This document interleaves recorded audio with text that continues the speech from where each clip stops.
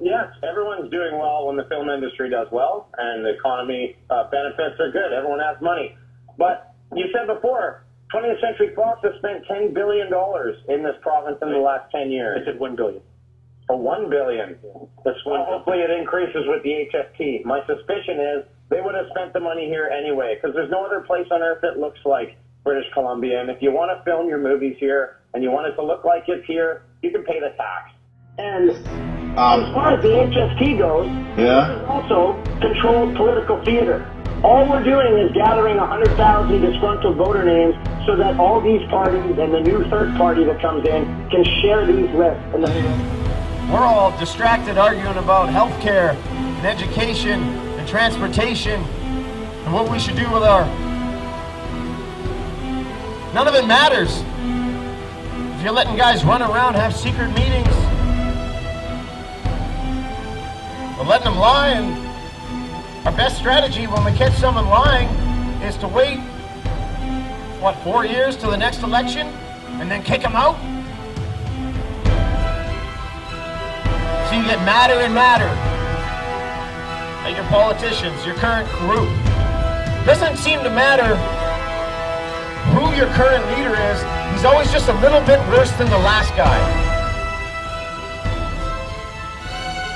This is by design. And then you get so angry at the current guy, like everyone is with Gordon Campbell,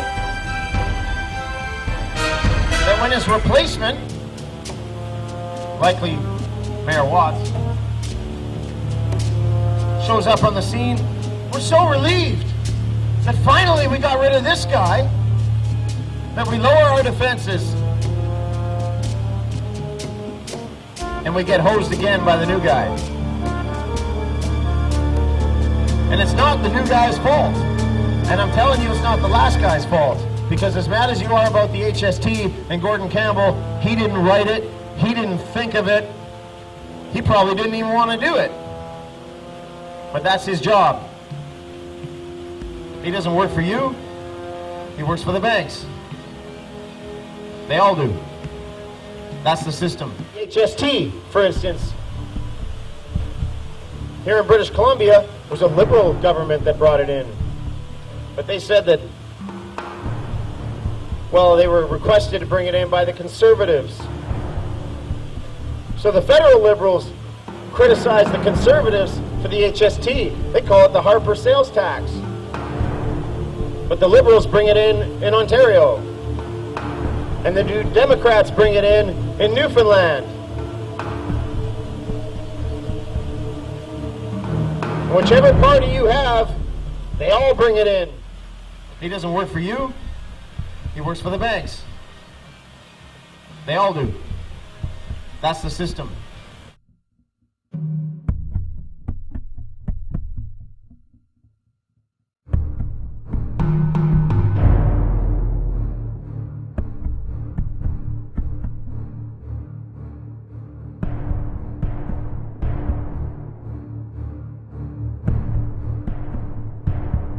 Now, there are some authors out there already saying that it's the same bunch, and it's true. It's the same bankers who put the same boys forward. Obama, far from helping the public and giving them something new or giving them more power and say over their own affairs, has actually sided immediately with the bankers who once again have robbed the public blind, and now they must get bailed out by your tax money. Well, at the end of last year, I was willing to give Obama the benefit of the doubt. I thought it was premature to write this guy off.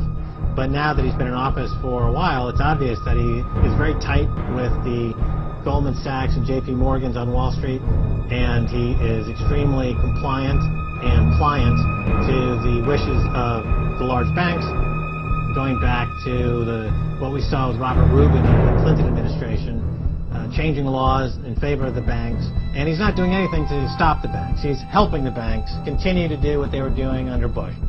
So I know how unpopular it is to be seen as helping banks right now, especially when everyone is suffering in part from their bad decisions. I promise you, I get it. He doesn't work for you, he works for the banks. They all do. That's the system.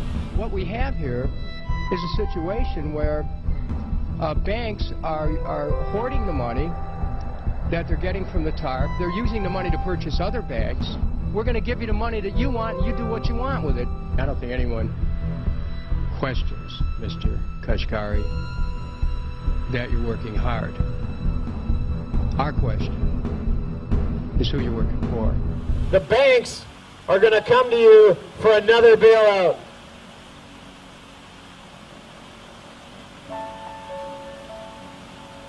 Now in the United States, when they got the bailout, because they borrow the money off of a private Federal Reserve bank to bail out the banks, picture this scenario.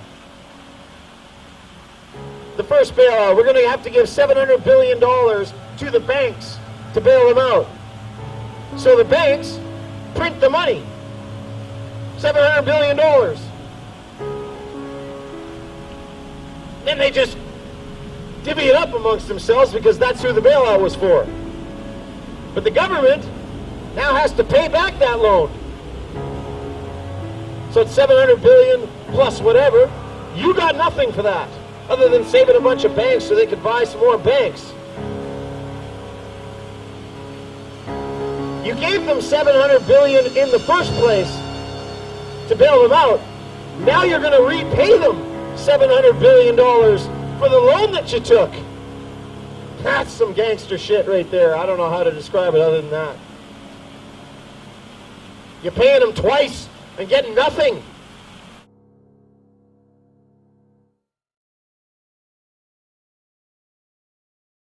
So this is the moment where this clique of bankers decides to bring in a new face.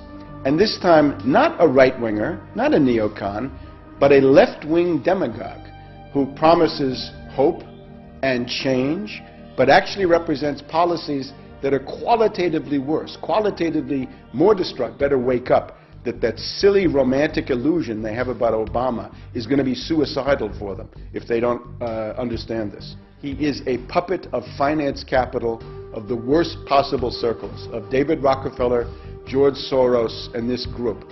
And their project is extreme austerity, savage reductions in the standard of living, and the basically immiseration and impoverishment of the United States.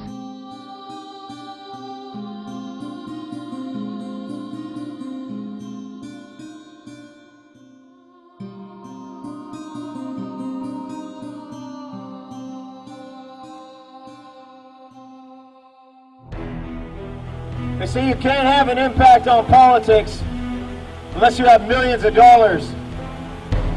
This party has no money. That's how you know we represent the people. And I'm not here to win an election.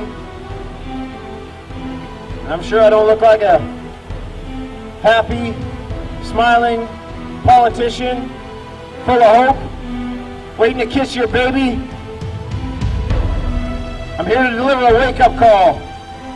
Canada, United States, Europe, your liberty is hanging by a thread. We've in effect already been taken over.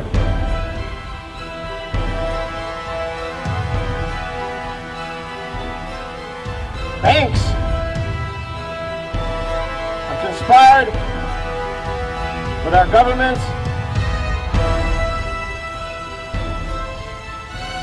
privatize our resources, collapse our economies, and consolidate their empire.